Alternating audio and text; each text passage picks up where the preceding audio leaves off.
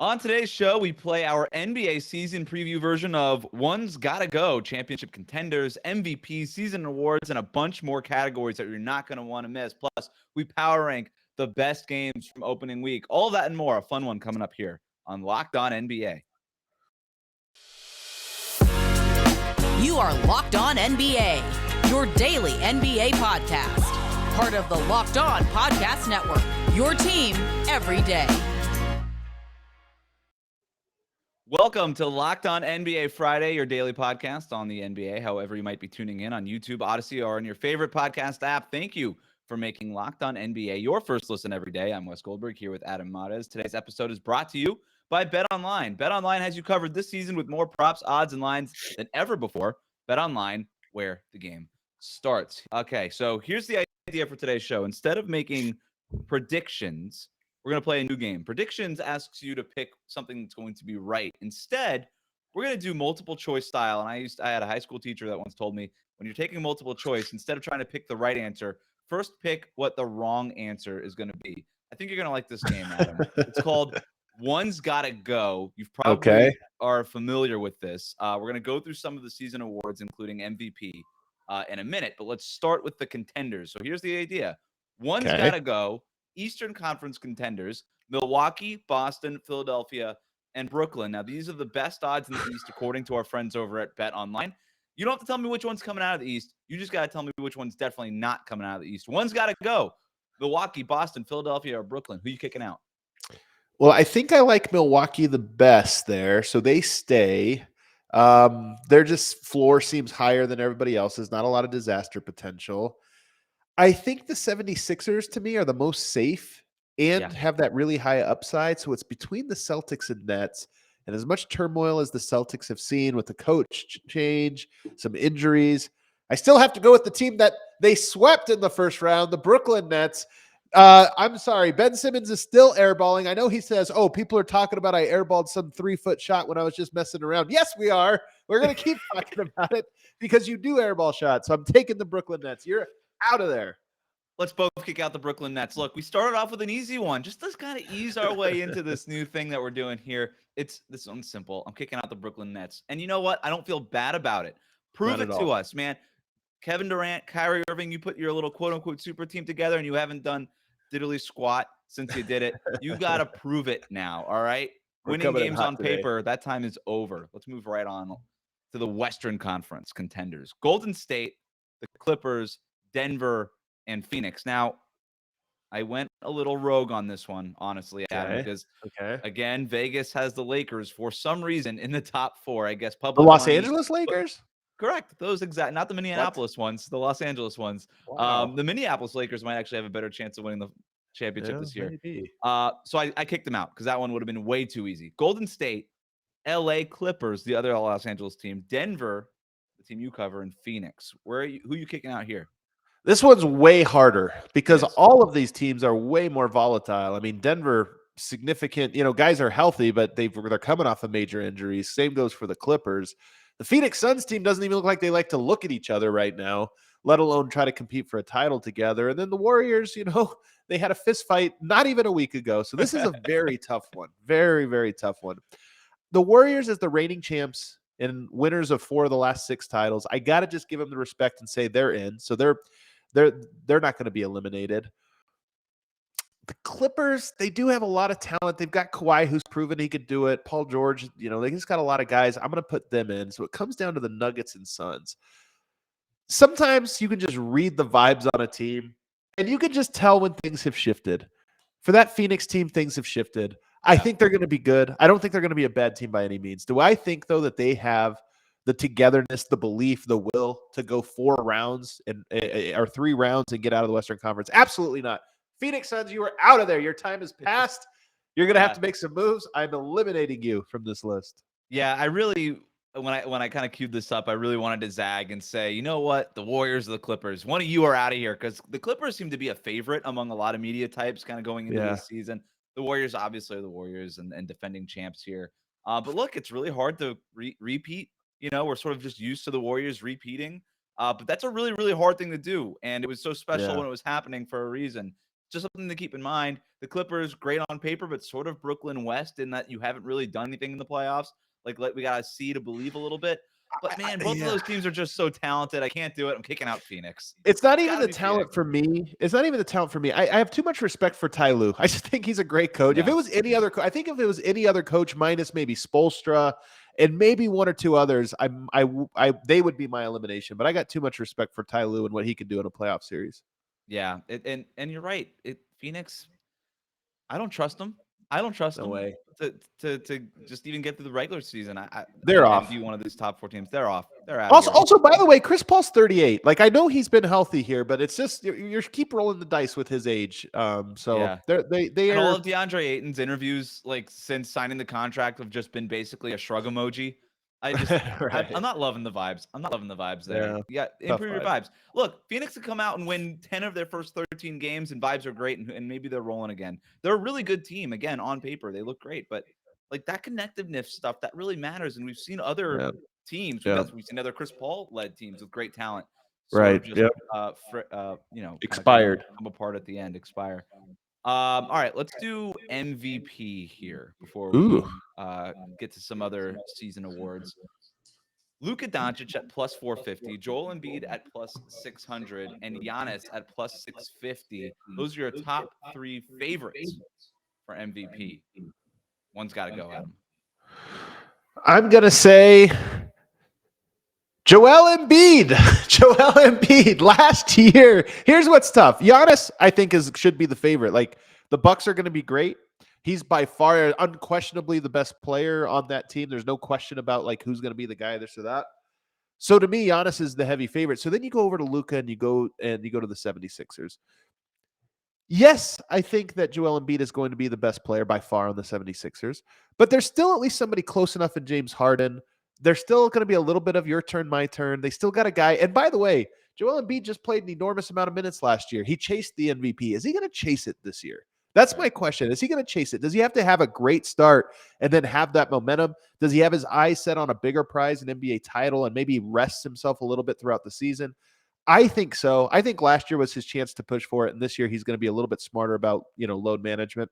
On the other end, you've got Luka, who probably won't be a top 4 seed with Dallas, but he's going to put up absurd numbers. He does it in his sleep. He does it when he has an off night, he puts up 35, 12, and 12. So Luka to me is going to put up some crazy numbers, albeit on a 5 or 6 seed.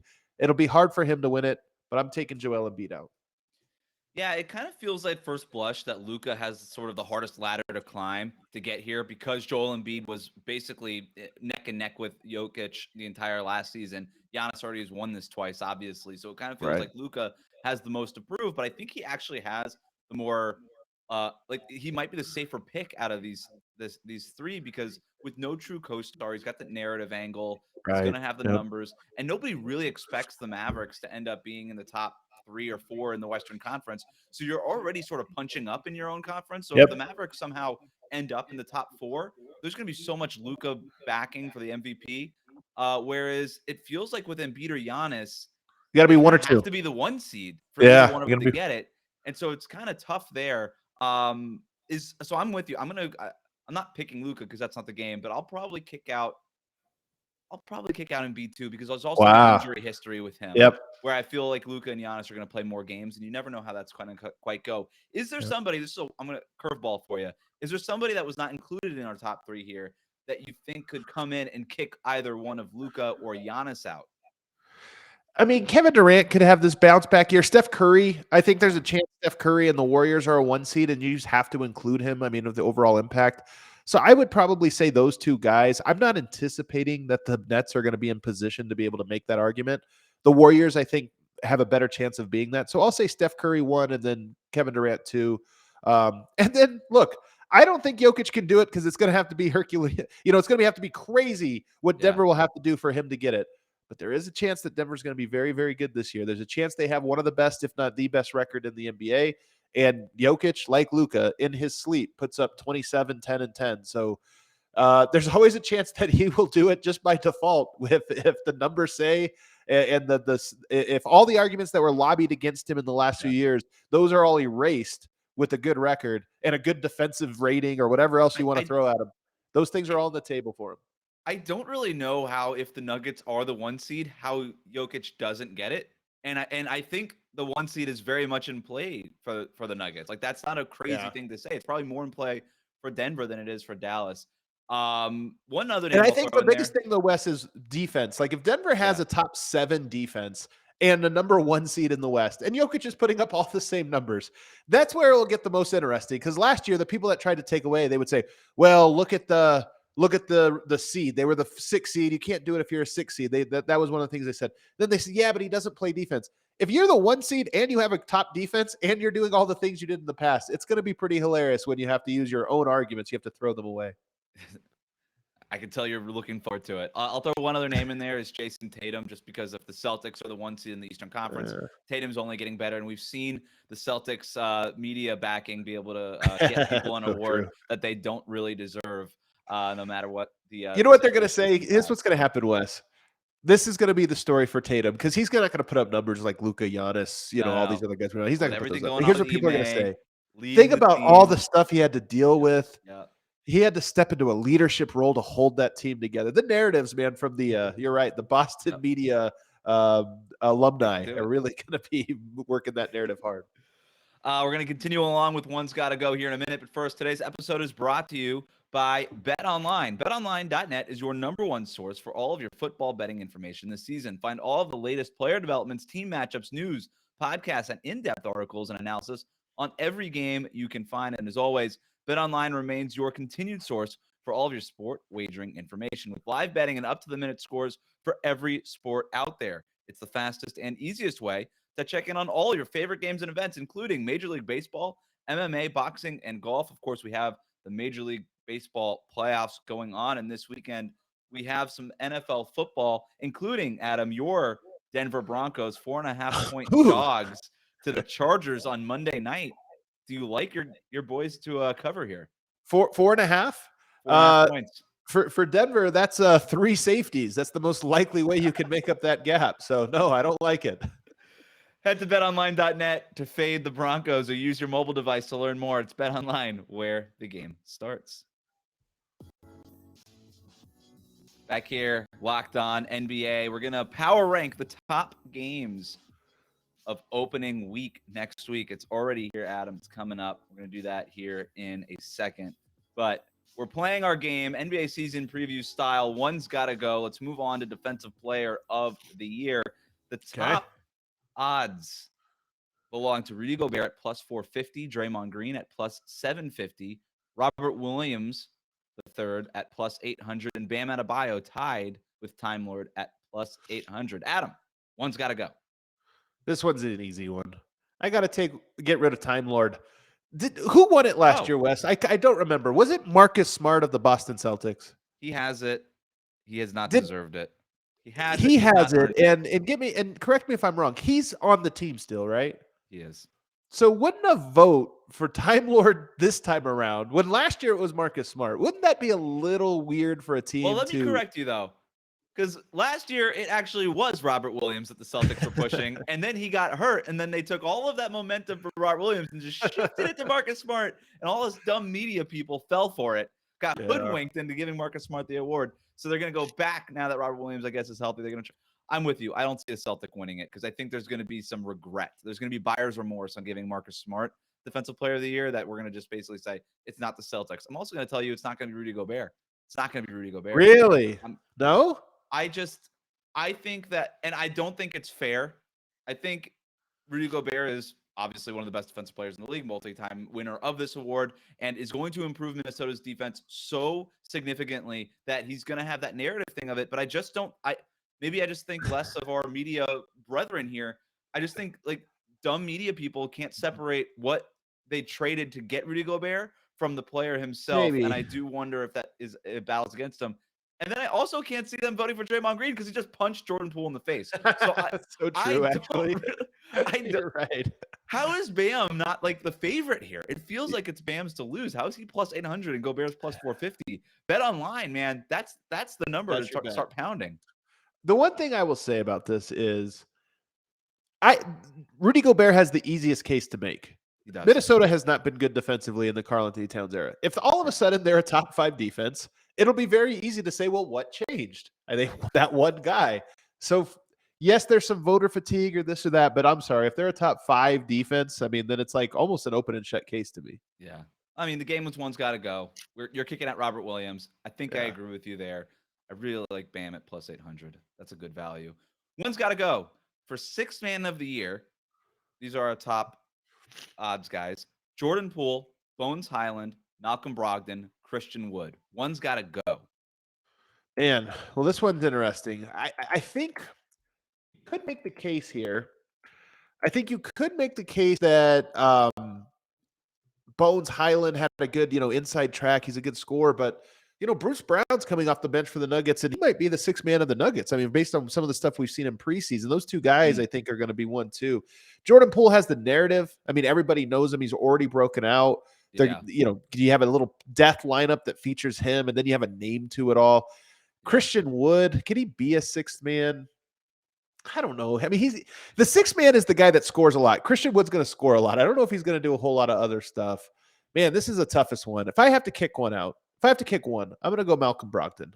That team, again, there's so many good things they have going on that I feel like it almost should this year lessen everybody's case for every award. Jason Tatum for MVP, Marcus Smart, Time Lord for Defensive Player of the Year, Malcolm Brogdon perhaps.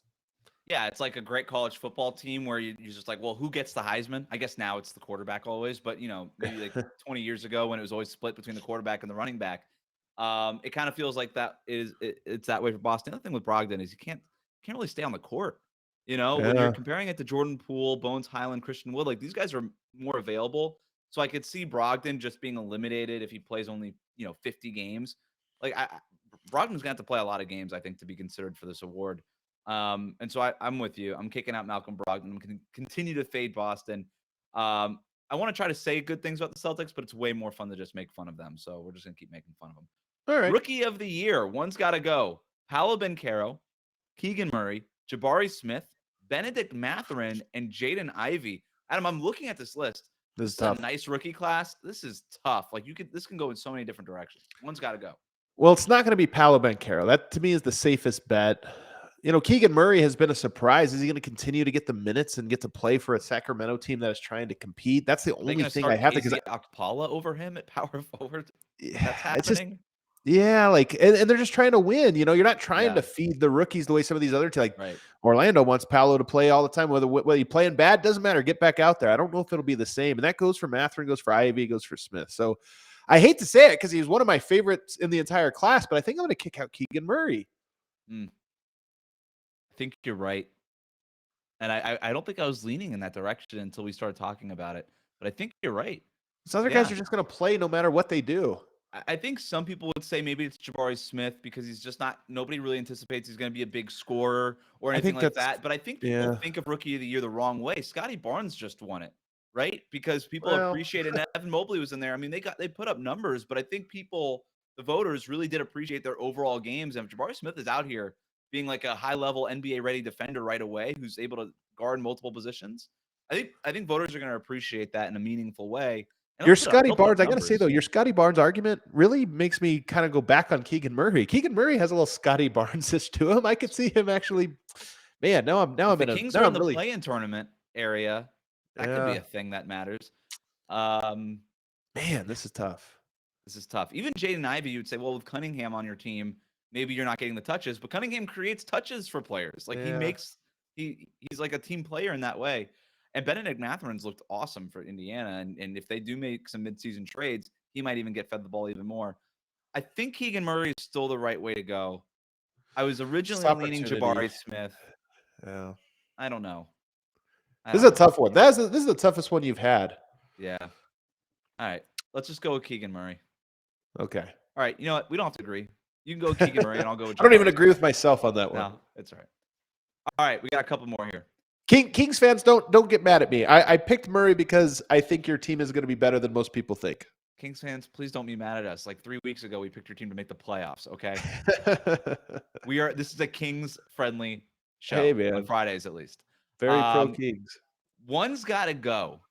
Of the old heads, and we're calling them old heads, with reverence and respect, Adam. This is the you are. generation shining the lantern for the new generation of the old heads. And these are the people I'm talking about. LeBron James, Kevin Durant, and Steph Curry, the players that all the new all-stars are idolizing. Who has a better season, LeBron, Durant, or Steph? One's got to go. Man. So really, I'm asking which of the three has the worst season. Well, I just told you Kevin Durant and Steph Curry maybe should be included in the MVP conversation. I didn't say that about LeBron James. You did not. How many So you would games do the think Lakers this would have to be- win for LeBron to even be considered in the MVP race? And that last part, the Lakers having to win seems the hardest. Durant's, Nets, sure, they have the talent. Steph, they just did it last year, so it's easier. But I think LeBron's going to be good. He averaged 30 points a game last year. When he was healthy, he was fantastic.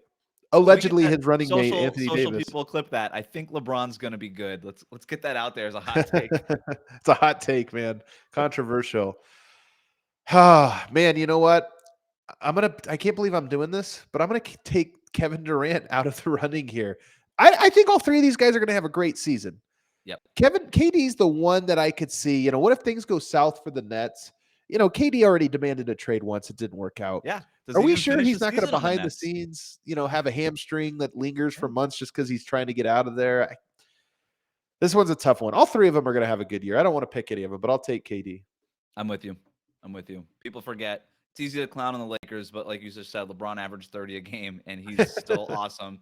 Steph actually had a down year last year to Steph standards, right? Oh, sure. But I don't think that's a trend. I think that's more of a weird thing that was happening. There was that's the 3-point shooting record, and he kind of had some weird shooting numbers leading up to it, and then really weird shooting numbers coming off of it. And then Draymond got hurt, and then Clay was working his way back. So I think it was just a weird regular season for Steph. So I don't anticipate that to be sort of a trend downward for him at all. So I think Steph's gonna have an awesome season, probably the best season of this three. But it's who's got to go, and I'm gonna go with you, KD, because also kind of wilted in the playoffs against Tatum last year. That was weird. A little weird. He's passive. What? And nobody wanted to trade for him apparently. So it's just I don't know, just some weird stuff. I'm gonna go with Durant. Last one here. One's got to go for the championship. So we already did Western Conference and Eastern Conference contenders. We kicked out the Nets. Goodbye already. We kicked out the Suns. Goodbye already. Okay. So of the bucket of teams that we have left as our championship contenders, we've got, as a recap, the Warriors, the Clippers, the Nuggets, the Bucks, the Celtics, and the Sixers. One's got to go, Adam. I hate to do this, but everybody knows that I am very unbiased, very fair. And you know that because of these 6 teams, I have to kick out my beloved Nuggets. I still think they have a great upside. I think they got a great chance, but they are probably the most volatile. You talk about the Warriors just did it. The Bucks did it the year, not too long ago. The Celtics were in the finals. 76ers, healthy, put some pieces together. Clippers, Nuggets, it really is what it comes down to for me. And I'm just going to say with the Nuggets, the Clippers can survive a few injuries to a couple guys. The Nuggets may be a little bit less equipped to do that. So I'm going to take the Nuggets. Sorry I had to make you do that, man. But that was cruel. Right. What the heck? Here's the thing about the Nuggets is it would not shock me if by the end of the year we're talking about their starting lineup and net rating and how it's the best in the NBA. Right? Oh, it's a lock. If it's not the best, it's going to be very, very good. And then you look up at Bruce Brown. Love that addition. Bones Highland. Yeah. If he's in the 6th man of the year conversation, that's incredible. Yep. But that's the upside of this team. I really hate to kick out the Nuggets. I was between them and the Clippers. And you know what? Just to be a friend, I'm going to kick out the Clippers. Get out of here. Just get out of here. All right, let's go. We got opening night coming up. We're so excited about the NBA season. I think that much is clear. We're going to power rank our favorite games of the opening week to the NBA season next here on Locked On NBA. It is Friday, which means we're counting down to the weekend with our weekly power rankings. And Adam, we've got our top games for next week. Are we doing a top 5? We're going all the way to top 10. This is how excited I am. I'm doing a whole top 10. I love it. Let's go. Now, this is not in order. I'm just going in order, actually, of chronological order. Yep. And I picked 10, though. So I did cull this down of 60, 70 games. I culled it down to just the 10 that I like the most. On opening night, 76ers at Celtics. That's an intriguing game. That's a very intriguing game. Little rivalry, style fight. You've got, we kind of all want to see what both of these teams have big question marks. Are either of them going to live up to billing on opening night? I think that's a good game. I mean, it could be an Eastern Conference Finals preview. That is going to be how it is billed on the broadcast. And like we just said, you got two MVP contenders in Jason Tatum and Joel Embiid. We get to see new and improved and slimmed down and rededicated to his conditioning, James Harden. We get to kind of see whatever sure. the Celtics thing is. Yeah, all that thing was very facetious. But it's a great game. It's prime time for a reason. All right, those are two top teams. Now I'm going to put my hipster glasses on. I'm going to grab my IPA. Magic at Pistons on Wednesday. I'm telling you, Wes, last year it was Herb Jones. I brought him up all the time. Ooh. I think there's a couple candidates. We have to kind of get into the season before we realize, but I kind of think this year's Herb Jones is going to be Franz Wagner. My guy that I count. He's already here, man. What's that? Franz Wagner's already here. That doesn't count. That's not a no, but he's gonna be making all my all-star team. He's gonna be making he's just gonna be a guy I shoehorn into every conversation. No, honestly, that features a lot of, obviously the next generation of players. So with Paolo Banchero, Cade Cunningham, obviously Jaden Ivey. There's a lot of that'll be a great game. I like Chuma Okeke on Orlando. He's had some injury issues and stuff. Loved him back at Auburn. He might be my Herb Jones if he can stay healthy and crack the rotation for the Magic. This is NBA Hipster Talk here on the Locked On NBA Fridays. I love it. Magic and the Pistons. I just watched their preseason game a little bit tonight. I love how Cunningham and Ivy are going to mesh. I just think it's a good pairing, and I really like some of the players that they have. You got Big Stu shooting threes, like he's Klay Thompson out there. So or at least with the same level of confidence. So I like it. My next one is Pelicans at Nets. A little hipstery here, going with Pels, but hey, who's not excited for the return of Zion? We haven't seen this guy play in a year. And then, of course, you get maybe Ben Simmons as well. You get this is kind of a debut or return to the court of some big high-profile players, and I just think it'll be fun. Yep. Can't add anything to it. Yeah. All right. After that, we're going hipster again. Cleveland at Toronto, the debut of Donovan Mitchell with the Cavs.